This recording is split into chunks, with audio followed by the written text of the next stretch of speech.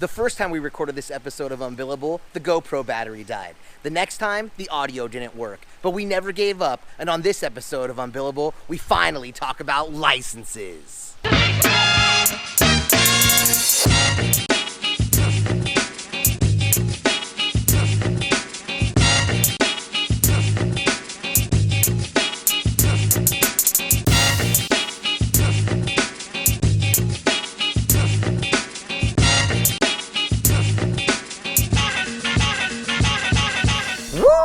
We're back. Hey, all right. Thanks for joining me for another episode of Unbillable. I am everybody's favorite California licensed attorney, Amir Afsar, and I appreciate you for joining me on what should hopefully be another exciting episode. Today, I thought we could talk about licenses.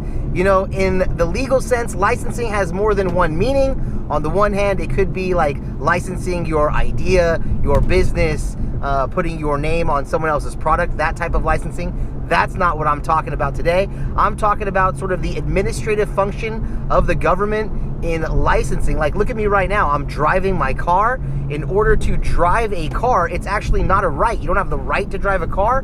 Driving is a privilege, and that privilege is regulated by the state government, most commonly here in California, the DMV, the Department of Motor Vehicles. So you have to take a written exam, be of a certain age, and then pass a skills test, a driving test, if you will, showing that you have these minimum requirements necessary to be trusted to drive a vehicle. Once you meet those requirements, they give you that license. So most of us take for granted the entire driver's license process, but the reality is that licensing actually invades a variety of businesses. For example, being an attorney. Being an attorney is regulated by the State Bar of California. The State Bar of California is an administrative agency, and there's a test and certain requirements that you must meet, just like the requirements of the DMV to get a driver's license. There's certain requirements of the state of California and the bar in order for you to be a licensed attorney. And then, of course, just like if you get too many tickets or if you fail to comply with the law, they'll take away your driver's license. If you fail to comply with the law or make, let's just say, too many mistakes, generally speaking, they'll take away your law license as well. And that licensing issue goes even further than things like being an attorney. Of course, there's the medical license, right? Being a doctor, definitely highly regulated by a licensing group. There's a litany of other business arenas that are actually regulated as well. Areas such as construction. In the state of California, you must have a contractor's license in order to do any kind of construction project. I think the number is like over $500. Don't quote me on that. This is just a vlog. I'm just talking off the top of my head. But basically, if you want to get paid to work on someone's house in any kind of specific skill or trade, plumber, flooring, roofing, things of that nature, you have to have a license. You must be licensed in that trade, in that specialty contracting trade by the Contractor State License Board. If you think about it, most people's homes is their largest investment. It makes sense that the people involved with the transaction of buying that home, like the realtor and the broker, must be licensed by the California Department of Real Estate. The contractor must be licensed by the Contractor State License Board.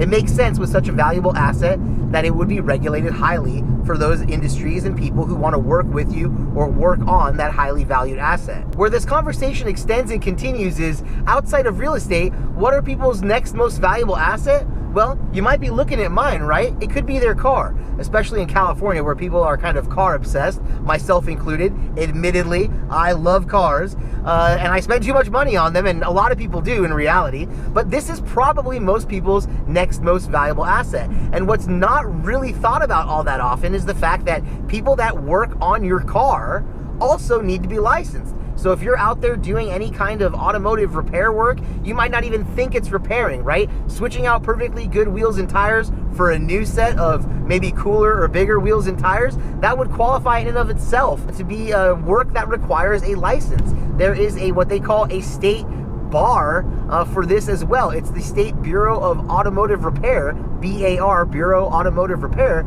that regulates what they call the auto repair technician and the licensing of that industry. Recently, I've come across situations where that state bureau has actually come to shops and checked on their licensing status, levying fines up to $5,000 if you are doing auto repair work without a license. It isn't just auto repair mechanics that are being hammered with fees as well. In any of these industries, if you are operating a business, if you are conducting business without a license, the law will do nothing to assist you. So for example, let's say you're a contractor and you've remodeled someone's bathroom and they don't pay you for that work, the law will do nothing to help you. When you go to court, the court will check to see if you're a licensed contractor. If you're not, your case has no merit and you'll be without a remedy. In other words, that you won't be able to recover the money that you've spent or the time or money for the labor that you've spent working on the project. You'll have no right to any recovery whatsoever. In fact, that homeowner could sue you for every dollar they've spent with you working on their property. Even if that work is, I guess, up to standard, they could still recover the money spent to you as an unlicensed contractor. So regardless of the field, the point here is, if this is an arena where you are required to be licensed by the state, I would strongly, highly, definitely encourage you to get licensed. All right, so that's going to wrap up this episode of Unbillable on licensing. I didn't even want to get as specific as we got with regard to construction and automotive licensing. In fact, those topics might make for good episodes in the future now that I think about it. But I do want to make sure, no matter what industry or field you're working in, make sure you have all the proper licenses. By the time a problem or dispute arises and you go see an attorney, if you don't have the proper licenses, you'll be in a very, very poor position. So with that, I hope you learned something. If you enjoyed this episode, be sure to press the like button. If you have something you want to share or add, be sure to comment below. And if you want to keep up with me and future episodes of Unbillable, be sure to subscribe. That would mean a lot to me. So thanks again for joining us, and we look forward to seeing you on the next episode of Unbillable. Woo!